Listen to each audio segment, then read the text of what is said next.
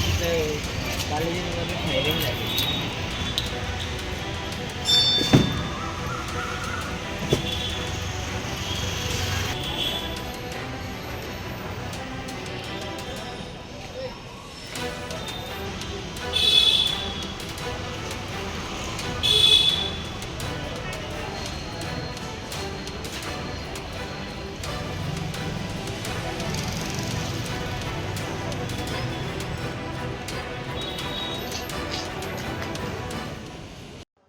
नमस्कार, मी संदीप पारख, पूर्णा जिल्हा chemist association अध्यक्ष. आज आम्ही 20 मे रोजी पूर्ण भारतभर सगळ्या केमिस्ट व्यापाऱ्यांनी बंद पुकारलेला आहे. या बंद मध्ये आमच्या मेजर 3 मागण्या आहेत. त्याच्यामध्ये ऑनलाईन औषध विक्री होतात ते, दुसरी गोष्ट डीप डिस्काउंटिंग आहे आणि तिसरी गोष्ट आहे की होम डिलिव्हरी. आज होम डिलिव्हरीचा कायदा जो आहे तो कोरोना काळामध्ये भारत सरकारने काढलेला होता. त्यावेळेस कंडिशन आणि सिच्युएशन वेगळी होती. त्यावेळेस होम डिलिव्हरी देणं गरजेचं होतं. तो कायदा टेम्पररी होता, त्यांनी तो अजून बंद केलेला नाहीये.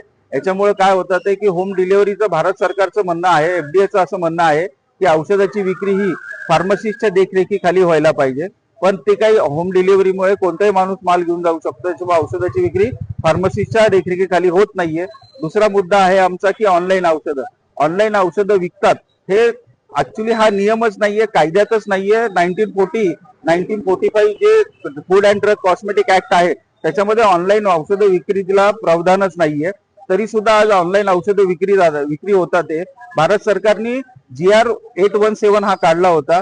याच्यामध्ये त्यांचं कायद्यामध्ये त्यांनी अजून GSR काढलाय, पण त्याचं कायद्यामध्ये रूपांतर झालेलं नव्हतं. तरी सुद्धा ऑनलाईन औषध विक्री होतात. या ऑनलाईन औषध विक्रीमध्ये आज नशेची औषधं, MPP किट, नार्कोटिक औषधं ह्याच्यासारखी डुप्लिकेट औषधं ही येऊ शकतात. याच्यामुळे भारतातलं सर्वसाधारण नागरिकांचं आरोग्य धोक्यात येऊ शकतं.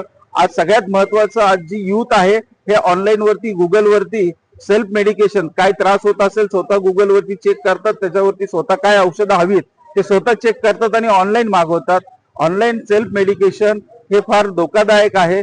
कोणती औषधाचा डोस किती घेतला पाहिजे, काय घेतला पाहिजे हे डॉक्टरांच्या सल्ल्याशिवाय घेणं चुकीचं आहे. त्याच्यामुळे ऑनलाईन बद्दल आमचा हा भारत सरकारला, आम्ही ह्याच्या आधी बऱ्याच वेळा पत्र लिहिलेले आहेत, निवेदन दिलेले आहेत, पण भारत सरकारने आमचं कोणत्याही पत्राला उत्तर दिलेलं नाहीये, ना बैठकीला बोलवलेलं आहे. त्याच्यामुळे नाविलाजाने लोकशाही पद्धतीने आम्हाला हा बंद पुकारावा लागतोय. आणि आज आम्ही पूर्ण पुणे जिल्ह्यातले केमिस्ट जिल्हा अधिकाऱ्याकडे जाऊन आमचं निवेदन देणार आहे. जर आपण पाहिलं साधारण तर आता जो बंद आहे त्यामध्ये अत्यावश्यक काही पेशंट असतील, त्यांना जर औषधं लागली तर त्या संदर्भात आपण काय उपाययोजना केल्या? त्या संदर्भात आम्ही सगळ्या प्रेसला, मीडियाला आणि सगळ्यांना हेल्पलाईन नंबर दिलेले आहेत प्रत्येक एरियातले.